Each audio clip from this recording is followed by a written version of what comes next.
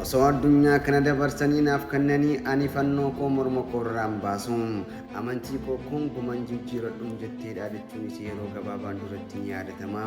Isinis Masii jedhamti.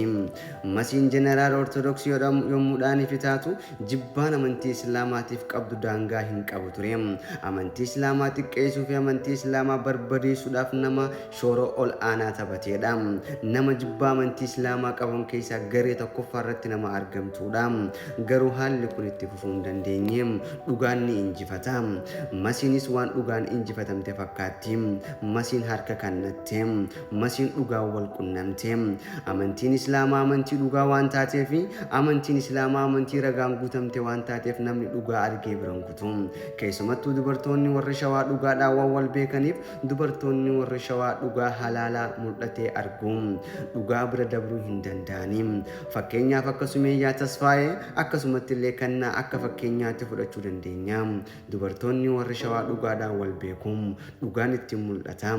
Dhugaa bira dabruu hin danda'ani. Masiis kanumaatu qunname fakkaata.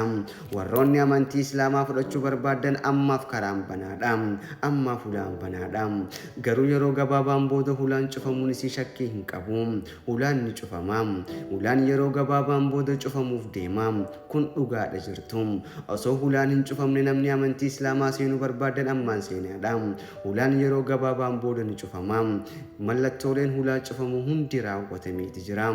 Osoo amantii Islaamaa hulaan hin cufamin dura akka amantii Islaamaa dhuftan kabajaan isin gaafanna. Akkasumatti illee hoogganaa garee shaadaa kan ta'e Farhaan guddaa galatoomi isin jenna.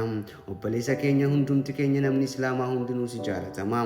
Hundumtuu warri garee shaadaa keessatti soora ol aanaa taphatan hundumtu keessanuu guddaa galatooma.